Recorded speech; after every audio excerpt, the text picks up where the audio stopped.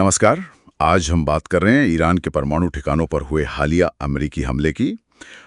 इसे operation midnight hammer कहा जा रहा है। जी हाँ, ये 22 जून 2025 को हुआ और ये ईरान इजराइल संघर्ष का ही एक हिस्सा था। तो आज हम इसी पर गहराई से चर्चा करेंगे, हमारे पास जो भी रिपोर्ट्स और खबरें हैं उनके आधार पर। बिल्कुल, कोशिश यही समझने की होगी कि आखिर हुआ क्या था, इसका असर कितना हुआ है और फिलहाल क्या स्थिति है। और एक दिलचस्प बात तो ये भी है, अमेरिका तो कह रहा है कि ऑपरेशन बड़ा सफल रहा। हाँ, लेकिन क्या खुफिया आकलन भी यही मानते हैं, ये देखना होगा। चलिए इसी पर बात करते हैं। तो सबसे पहले हुआ क्या था उस दिन, मतलब 22 जून को? 22 जून की सुबह थी, ईरान के समय के हिसाब से करीब 2:30 बजे।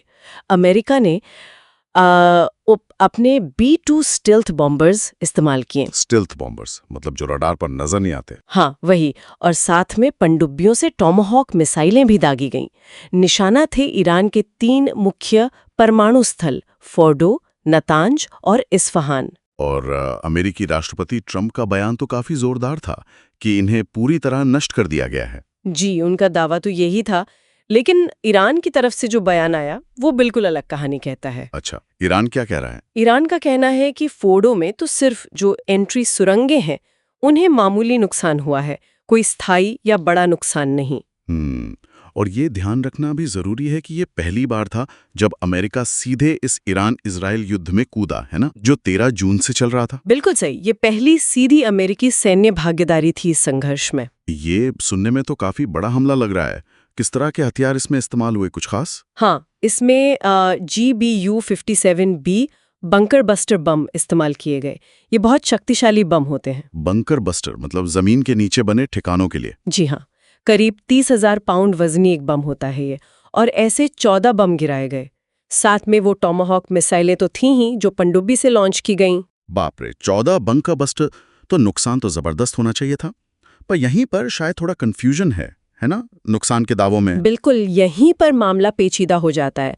अमेरिकी प्रशासन एक तरफ कह रहा है कि नतांज तबाह हो गया, बाकी स्थल गंभीर रूप से प्रभावित हुए। लेकिन जो अमेरिकी खुफिया एजेंसियों की अपनी रिपोर्ट्स हैं वो कुछ और इशारे कर रही हैं। उनका मानना है कि इस हमले से ईरान के कार्यक्रम में शायद कुछ महीनों की ही रुकावट आई हो। सिर्फ कुछ महीने? हाँ, मतलब जो मुख्य संपत्ति है जैसे सेंट्रीफ्यूजेस या यूरेनियम का भंडार, वो शायद ज्यादातर सुरक्षित बच गया हो। तो ये तो बड़ा विरोधाभास है।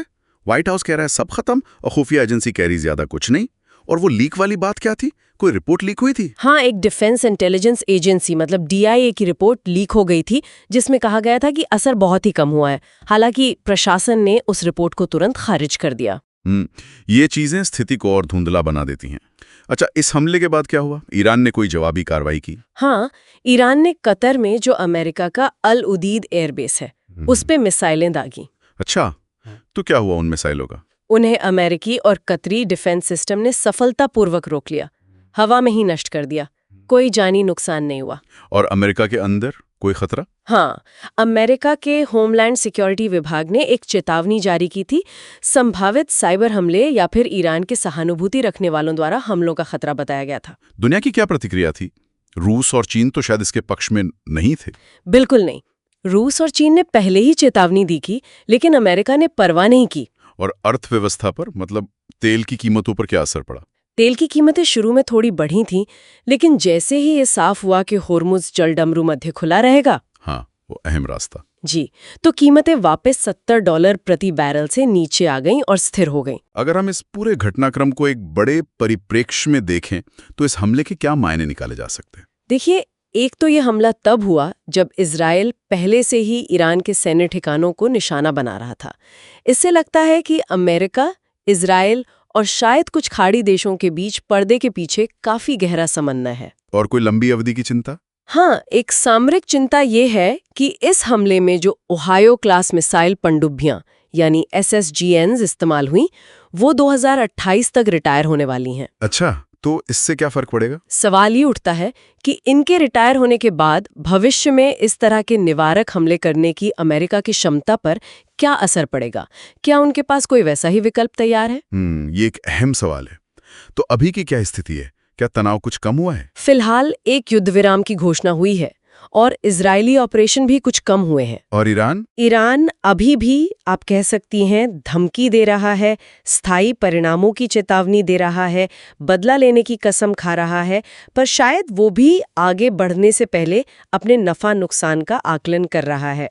और व्हाइट हाउस वो अब भी अपनी बात पर कायम है। हाँ, व्हाइट हाउस अभी भी यही कह रहा है कि मिशन सफल रहा, भले ही खुफिया रिपोर्ट कुछ और संकेत दे रही हो। तो अगर हम सार निकालें तो ये अमेरिकी हमला एक बड़ा सैन्य प्रदर्शन था।